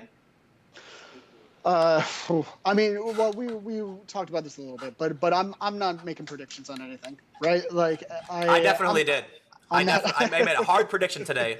I could be wrong, but just based on like Nate Silver's constant backpedaling and trying to tell everybody over and over again how he could be wrong, and just keep that in mind. I'm like, oh, he's worried. When I look at it's according to Pew, there is a known thing called the non-response bias, where they know that uneducated, working class don't respond to polls. Yeah. So if that's all true, then the Democrat lead means nothing. I wish I had your certainty, but I'm not doing predictions, right? 2016. Yeah, no, I'm not saying you have to. I wanted to bring that up Yeah. before I get into the super chats, and there's Sure. a ton. So it's probably it might be too late to go back to the beginning. So I'll probably just start with the ones we have up now. We got a $50 super chat. Just a super chat. Hey, thanks for the super chat. Someone says they're trying to launch a video sharing site just for independent journalists. Check it out, and they say it's minktalk.com. Well, the super chat paid for your plug, so I appreciate it. James Coleman says, as an Australian, I want to know if you think it is smart to make people think Trump is the worst for America's image. So I'll try and rephrase that. For foreigners, do you think it is a good idea to constantly say Trump is the worst? Will that be bad for America's image? What do you think? For you asking me? Yeah. So he asked the question, and I'll throw it to you and see what you think. I mean, I think you can't necessarily worry about outside opinion when you critique the president. You can worry about our effect on the world, what we do to the world, right? That's fair. You should absolutely consider what America is doing to the world. But I think you have to, I think it's more important when you critique a party or a president or a politician. I think it's just more important to be honest in your critique, to be honest and accurate, right? I think no offense to our Australian friends, but I think whether or not that makes the president look bad in the eyes of Australia is not really a high concern. I think that what do you think? People on the left are having panic attacks and swinging the worst words around that aren't applicable. And it's like when they call Count Dankula alt-right and he's literally got a sickle and hammer on his chest. It's like, all right, come on, man. The hyperbole is getting to an extreme degree where here's the biggest problem I have with the extreme rhetoric. There are people saying Bolsonaro in Brazil is a fascist. And I'm like, okay, I've seen some quotes from him that are really bad. But you guys kind of call everyone a fascist, so I don't know if you're being honest at this point. It's like the boy who cried fascist. So well, but you got to admit though, we are also seeing in guys like Trump and guys like Duterte and guys like Bolsonaro. Like you got to admit, we are seeing politicians of a kind that we've never seen before, right? Or at least not in a long time. Like Trump is not your usual president. Duterte is not your usual Filipino president. Bolsonaro, yeah, but he's like the Philippines. That's woof. So it's possible that we are actually just seeing more fascists than have ever been around before. Or to a hammer, everything looks like a nail. Well, maybe, but sometimes there are more nails, right? It's just like wasn't it in the Bush administration they locked a bunch of people up in New York in a bus terminal for like some extended period of time? There's like some story about so it's like remember this. There was some kind of like RNC protest where they kettled a bunch of left-wing protesters and then put them in this like fenced-off bus terminal or something. Like these things they happen. You know what I mean? And they're not good. They should be stopped. And so for me, it's kind of like, yes, I absolutely think that the government under Trump and under anybody is doing bad things that should be protested and stopped. But for me, it's kind of like there's just a contingent of people that are going to swing around the craziest rhetoric, even at me. And I'm like, if there's a fire and there's a group of people that you see throwing like flaming, bags of dog poo at your house, and you're like, those people are fascists. And then I'm sitting over there on my phone just like playing Hearthstone, and you're like, hey, you're a fascist too. And I'm like, what did I do? You know what I mean? Like you start swinging it around, accusing me. I'm like, hey man, I don't know what's going on. Why don't you tell me what's happening? I mean, we're doing that right now. This is why this is great, because you're actually having the conversation with me. But it's hard. Like you said, you can see in my mentions, people are just being mean. It's like, here's the thing. I know a lot of people who are diehard Bernie people who switched to Trump. Occupy Wall Street people switched to Trump. And not a lot of it has to do with populism and trade, free trade agreements. But there's a handful of people who I won't call by name who were beaten down so hard by the people they thought they were friends with that when the Trump supporters said, leave him alone, stop picking on him, they went, thank you for defending me. And then within 6 months, they were wearing the MAGA hat. Like, here's a phenomenon. The left, when you go to the protests, and you can see this in all of the YouTube videos, like Flecka's talk is a good example, he's not a mean dude. He's just a portly fellow who goes, hey, why are you protesting? Do you mind if I ask you? And then they'll just be like, no, and they'll shake their head. Okay, well then no one's going to hear your argument. Then what happens is those same people will watch the same video where he walks up to a conservative and say, why are you here? And he'll say, well, I'm a conservative and here's what I believe. So now these moderates, center left, center right, whatever, are only hearing arguments from the right and have never heard a cogent argument from the left because the left is either chanting people down, refusing to debate, deplatforming people, protesting, or just calling people fascist. Look, you can't expect every single, and you've had this experience too. Like, you can't expect every single person at a protest to want to get in front of a camera and answer all those questions. That's not the role for every single person in a movement, right? But none Not of every them do single, it. It's like, look, like I've been covering these protests for years, and like seriously, go on YouTube and just look up, No, I know. I've seen the your work, man. protesters will either say a couple things that are kind of not answers. Sometimes they'll say things like, it's really fascinating when there's one video I recently watched where he's at a Turning Points USA event, which is Charlie Kirk and Candace Owens, and he says, "Why are you protesting Charlie Kirk?" And they're like, "Oh, he's like a white supremacist, I think." And it's like, do you know who he is?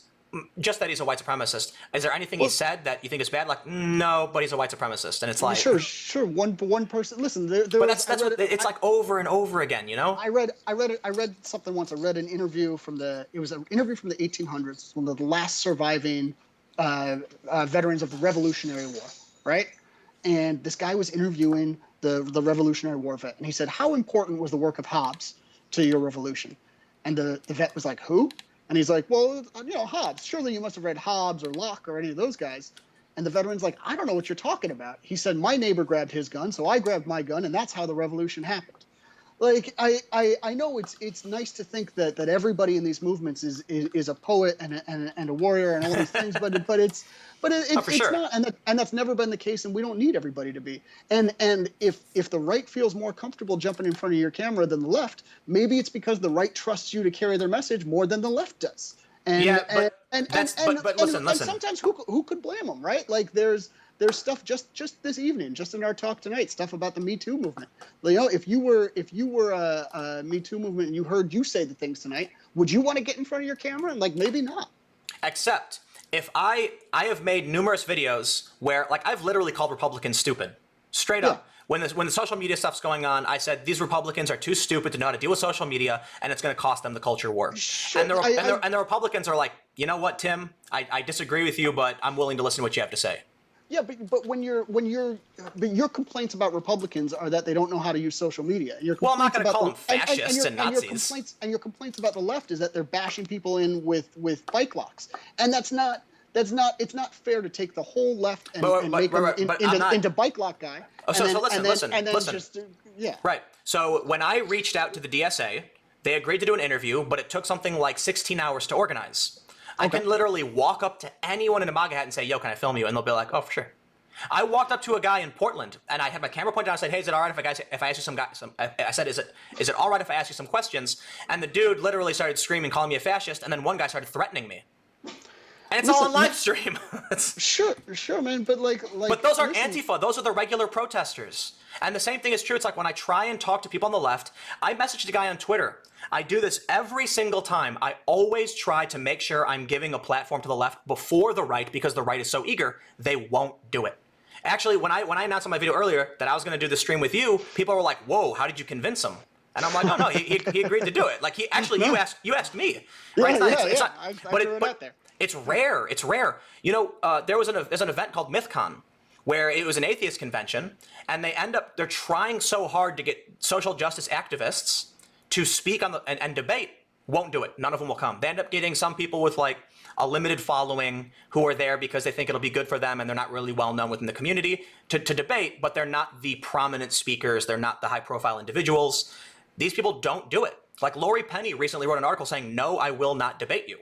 I don't necessarily disagree with everything she wrote, but this is a well-known fact. They don't believe in platforming. They don't believe Steve Bannon should be allowed to debate on stage. They don't believe the conversations should happen. Well, let's quickly. I'll get rid. I got to go in a second. Let's go through some more super chats. Yeah. We'll hash that one out later. Someone asked, why do regressives? Fagley says, why do regressives think incivility is justified here, yet never talk about blasphemy laws, FMG, which I hope you know, in the Muslim world, migrant violence in Europe, etc. I don't actually know FMG, but I imagine it's something we can't write. Yeah. I think he's talking about FGM, female. Oh yes, okay. Yeah. So all right. So what's the question? Why? He says regressives. That specifically refers to the left. Is that what he's calling the left? Regressive specifically refers to people who believe in reverting society back to a previous state. So it kind of means reactionary. It refers to left-wing identitarians and authoritarians. right? That's weird, but okay. So I'll explain it, right? So progressive means you want society to get better. You want to take the best parts of the past and hold on to them and get rid of the worst parts. From this, we've developed free speech, due process, a bunch of things. Like the medieval England was horrible, and from whatever that was came about Western civilization, which has due process, which has the Constitution, the Bill of Rights. We've gotten rid of segregation. The regressive left, the identitarians, are actually in favor of segregation. Straight up, I'm not even exaggerating, right? So they're not in favor of segregation. They are. You're wrong. So I'll explain it to you. Like at Occupy Wall Street, they created race-based caucuses for voting on how to spend money. I remember that. Yeah. Right. So they did that. They also in Ferguson had rooms for colored people only. Someone in Black Lives Matter wrote a letter talking about how segregation should have never ended. These are people who want to bring back identity politics, which have been slowly being eradicated. They want to bring it back and reignite it, right? That's true. This is not my fight, my field of expertise. I can't speak to everything in there, right? Because that would be me speaking for other people. So I'm not going to do that. But I'll say this, man, because we're talking about freedoms and the Bill of Rights and all these things. I mean, the freedom. I think about this in the context of gay marriage, right? If 10 years ago there were a lot of people who didn't want gay marriage to happen, right? In order to stop that change, in order to stop that from happening, you would have had to hold society in place. You would have had to stop people from achieving something that we recognize today, or most of us recognize today, like should exist, right? And so you see this today with trans people, right? Like this is in order to stop. There's a lot of anti-trans sentiment. There's especially on the alt-right. Especially, I would love to hear what the Proud Boys think about trans. Actually, I've heard it. Gavin McInnes is not a fan. But they have had trans people at their events. Let me finish. So I mean, in order to stop society from changing, it's possible that we are thinking about race in a new way. It's possible that we are achieving that before segregation was enforced by white people, right? For black people to create their own room and to create their own colored people only room, is not the same sort of segregation. That this might be what this might be. And again, I can't figure this. What this might be is people thinking about race in a new way. No, you mean an old way. For us to, it might not be. It might not be. I know what it looks like. Is it segregation?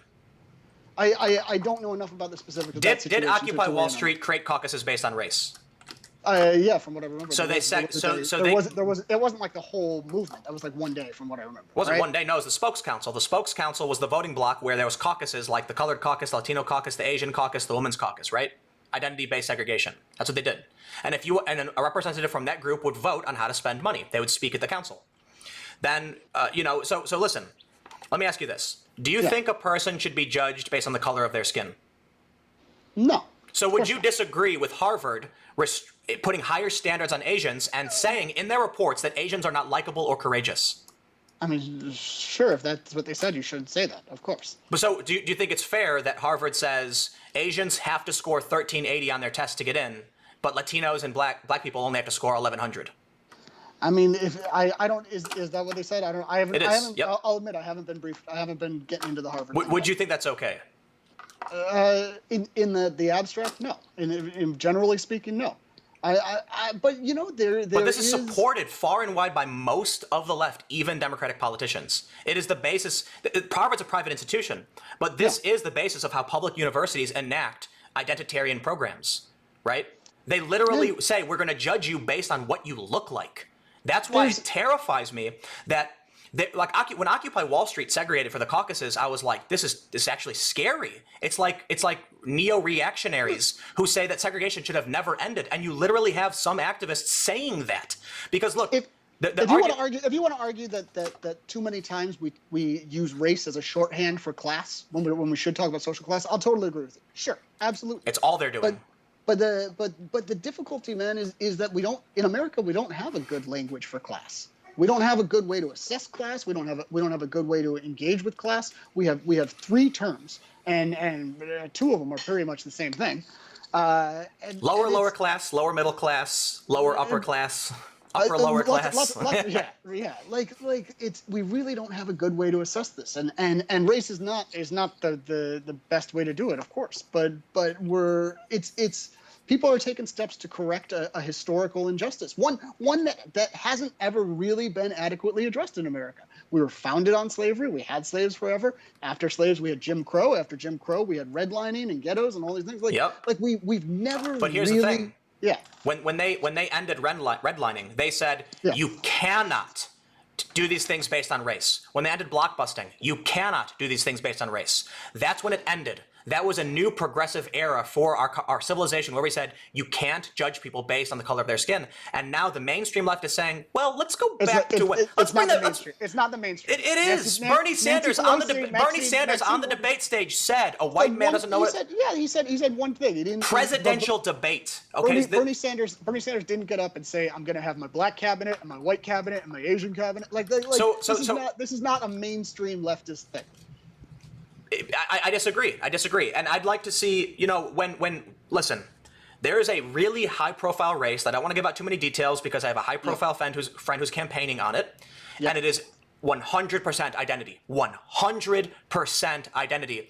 And I actually left a comment saying identitarianism will only bring us pain. If you think the government should have the right to judge people based on the color of their skin, you are regressing, you are reactionary. That is what it used to be. We got rid of all of that. If you're worried about identitarian politics, then where are you? I mean, where is this rage for Trump running a racist ad? Where is this rage? The one about the So admittedly, I've heard about it, but I haven't seen it. But at the same, you should check it out, man. It's racist as hell. So explain to me. What do you think? I can pull it up. It's about a Latin American guy who killed somebody, and then it cuts to the caravan, and it's like, who else is coming? I mean, why is that racist? Because it's saying there might be more. It's saying this guy's Latin American, and here's a bunch of other Latin Americans, and they might be coming to kill us. But there's a bunch of different races in Latin America. Like so here's the fundamental problem, right? You're making a distinction that Trump doesn't. Trump doesn't. No, so here's the issue, right? You don't got to convince me, right? I understand what you're saying. I totally get you. You got to convince the Trump supporters who are looking for the race issue, saying Islam isn't a race, Mexican isn't a race, Honduran isn't a race. What race are you talking about? If there are a group of people coming to this country and we don't know where all of them have come from, who is in the crowd? When Steve King gets up and says you can't rebuild your culture with other people's babies, like Steve King's bad news. I completely agree. You know what I mean? But where are the so-called moderate Republicans? Like you ask Paul Ryan about Steve King, and Paul Ryan's always like, "Oh, that's Steve. You never know what he's gonna say." It seems like Steve King has gone off the rails as of recent. Like it's gotten really extreme really quickly. Yeah. You know what I mean? Gee, I wonder why. He went to Europe. But I would say that within the Democratic Party, there are a few people who I would ask. I don't want to quantify this. I don't want to play the game of left versus right, but I do believe that you have extremist identitarians in the Democrats too. But they're not running the Democrats the way that the president of the United States is running the Republican Party. But I don't think Trump is a white nationalist. I just think that's hyperbolic protests. He enacts every policy he enacts is especially with regards to immigration is taken from the white nationalist playbook. He surrounds himself with white nationalists like Steve Bannon.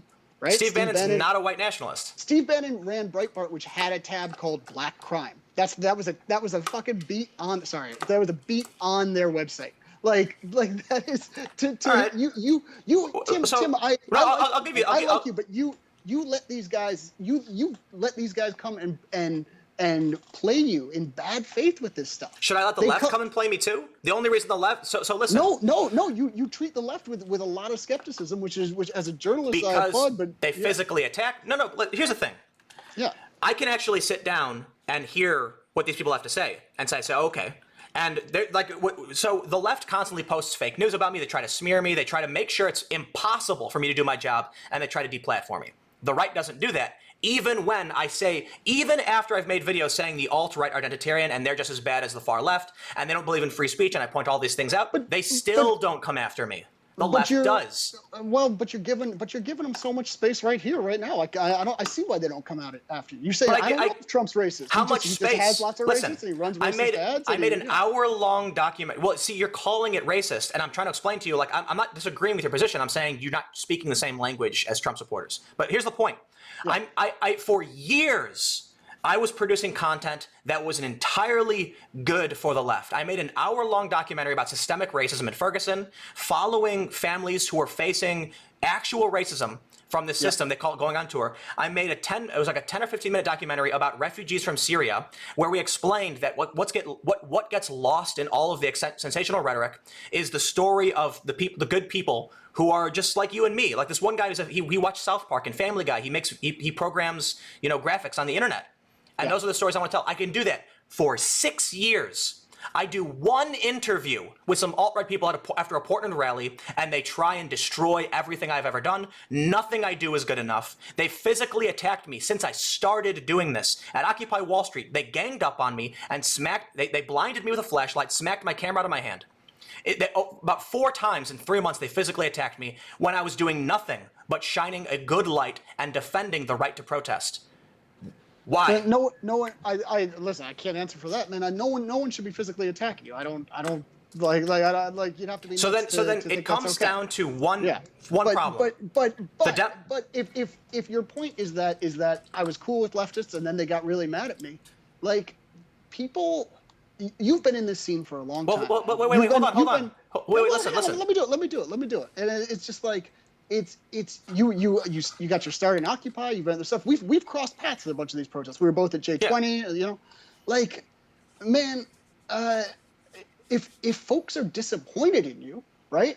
If the left is disappointed in you, if they feel like you're abandoning them, when you equivocate, you're like, I don't know who I should vote for. Like, of course the left is going to get mad at you, and of course the right is gonna rub their hands together and smile. Like, so you see the disparity. I see the disparity, but I also see why it's happening. And it's not just because leftists are meanies. It's because leftists are disappointed in where you're going.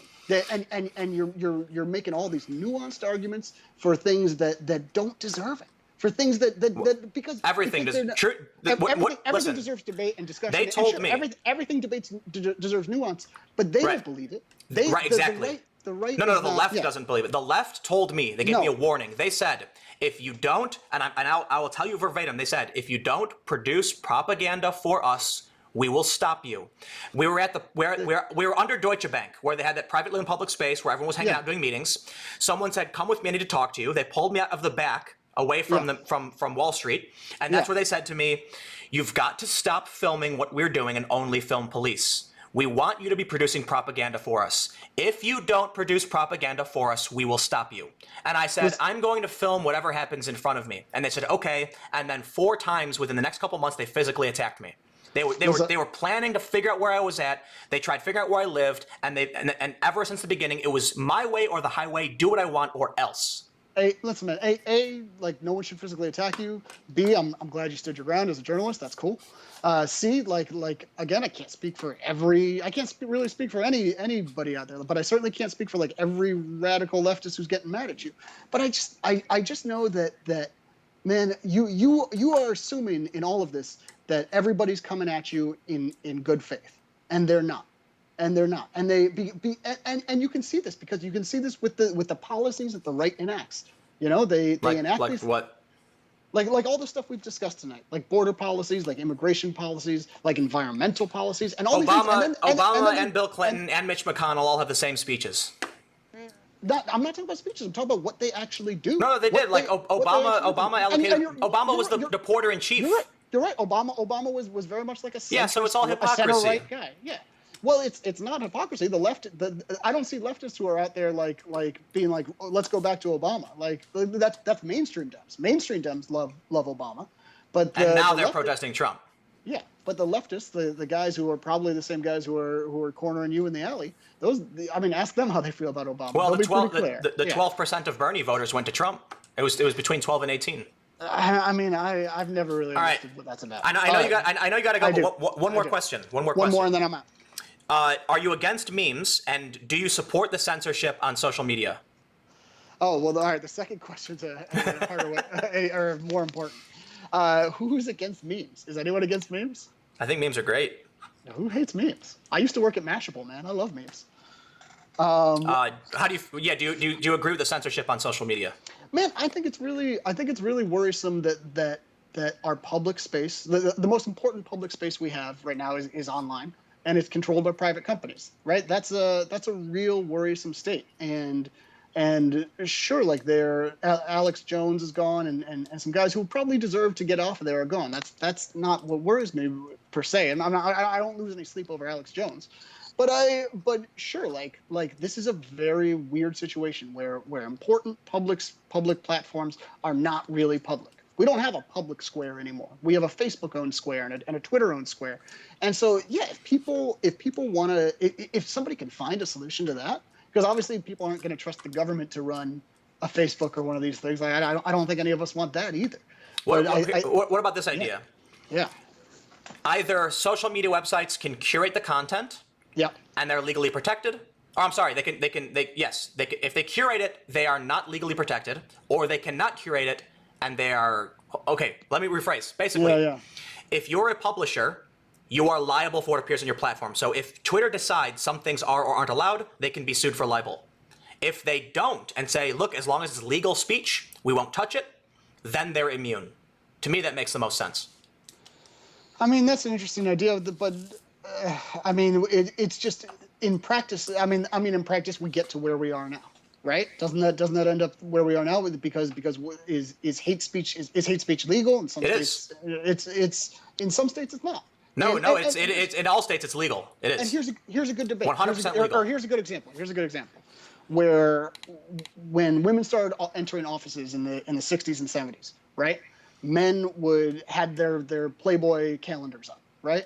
And it made women feel uncomfortable. And at first, there was no term sexual harassment. That wasn't a concept that existed. So at first, the answer was more speech.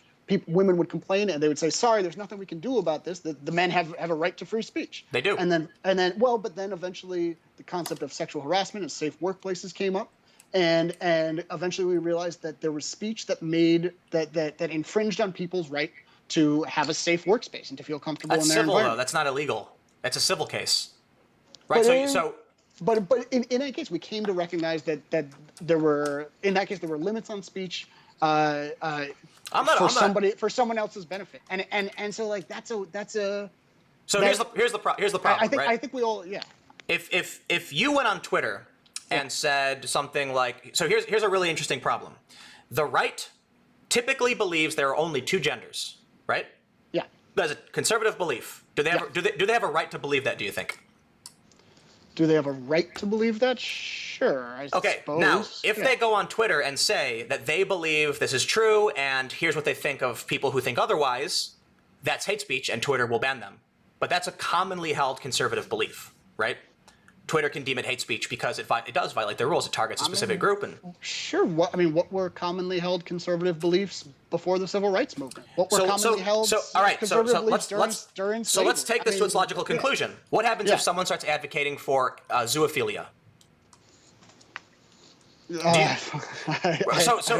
the issue is, does someone have a right to say, I don't believe you should be able to post things in support of that movement because I believe it's wrong? Or if the logical conclusion is we should be accepting of everything no matter what, I understand it's a slippery slope argument. The reason I bring it up is because it's literally happening. Right, you've got people. There's videos on the internet where they're saying it's or incest and other things. Like the point I'm trying to make is sometimes some things might not be acceptable, and we probably want to say no, that is bad for these reasons. But at what point is it a legitimate political movement, and at what point is it, not? If someone says and who gets to determine that, right? These are the real crucial questions here. And they're really difficult, and we're grappling with them every day, and Facebook and Twitter are doing some things right probably, and they're doing other things very wrong. And I mean, this is probably speech. What's weird about online, what's cool about online, is back in the day we used to have this distinction between like speech and action, right? And free speech was an easy one because it was just something in your head or in your mouth, and it wasn't something that actually did anything, with the exception of speech that incited people to violence, right? But like, online has collapsed that boundary. Now, speech, the difference between speech and action is null. So if you like the wrong status, right? Like that your friend gets really hurt. If you tweet a joke and people don't understand the context, like your career is over. Yeah. So that's why I think we these censorship programs are trying to enact. A human could never do it. These robots don't understand context. So there was like a famous incident where a pro-LGBT poem was removed because it tried to make points about homophobic slurs. And I'm like, right. So, but look at the woman in the UK who posted rap lyrics, and the rap lyrics had the N-word in it. She got fined. She got arrested. I think she went to jail. Like, look at Count Dankula, who made a joke. It wasn't you could say it wasn't a good joke. It went viral. Because it went viral, he actually got charged and convicted. So at some point, when you start advocating for banning hate speech, then a special interest group is going to be like, you're offending me. And then this is basically what Fahrenheit 451 is, that every single group gets offended to the point where no one can say anything, and they start burning books because it might offend the unions, it might offend cat lovers, it might offend dog lovers. I mean, I hope we don't get there. I don't know that's where we're going. I think so. And I think the mid. I don't want to take up your time. We should probably wrap things up. So I'll just say one more thing before I end the stream is that, sure. And you can respond. I think the midterm is a referendum on the culture war. I think Donald Trump is a symptom of the culture war, and politics is all downstream from cultural issues that have been bubbling up over the past, decades actually. But it became really prominent during Occupy Wall Street. So I don't know if you want to. No, I don't necessarily see that. I mean, certainly I think Trump is a big animating feature there. But no, because here's the thing: you spend way more time embedded in this stuff than anybody, right? Like you go to Berkeley, you go to the RNC, you go to all these places, and you are very much on the front lines of where, especially with regards to the free speech sort of stuff, right? Like you are very much there. I don't know this stuff. Here's the thing: this stuff does matter. I'm not saying it doesn't matter. It matters. Like it does. It's this is a growing movement, and it's going to impact where we are in someday in the future. But I think to most people, I mean, I don't think that this is a real big issue for a lot of people. I think, and this is kind of back where we start. Is I think the things that you see Democrats campaigning on, like this is not a part of the campaign of any Democrat. No Democrat is out there saying, I want black bathrooms and Asian bathrooms, and like that's not a thing that's happening. No, but they're saying white men. They are saying, white men this, white men that, and that's why Trump shouldn't have won Michigan and Ohio, but who are the white working class going to vote for? I can't get into electoral stuff. I think that the stuff you're doing is important and it matters. I think that there's a bigger world too, and there's a lot of stuff that doesn't show up, that can't show up on any live stream, right? There's yeah. Well, I'll say this before. Whoa. Just to wrap things up for everybody, I'm gonna end the stream. Thanks for hanging out. You can follow me on Twitter at Timcast. You can subscribe to this channel. In the featured channels, I have my second channel, which has a ton of videos. I do 3 per day. Evan, if you want to mention anything, where people can follow you if they're interested. Yeah. You can find me on Twitter at Evan Engel. It's ENGEL. I also have a podcast where I talk about not politics, but talk about Future Shock with a bunch of smart guys that I like. That's called The Future Will Not Be Podcast. It's at thefuturewillnotbepodcast.com. Right on, man. Now I'm just going to wait about 10 more seconds so that when I end the stream, It doesn't chop what you just said off. And then but people who are watching are going to see me rambling now because I got to clear the last trailing bit. And thanks for hanging out, everybody. Tomorrow, the midterms. I have no idea what's going to happen. I might do a live stream, depending on tracking the polls, and just hang out and talk to you guys about what goes on. I'll still have a video up at 4 p.m. and I'll see you then. Thanks, Tim.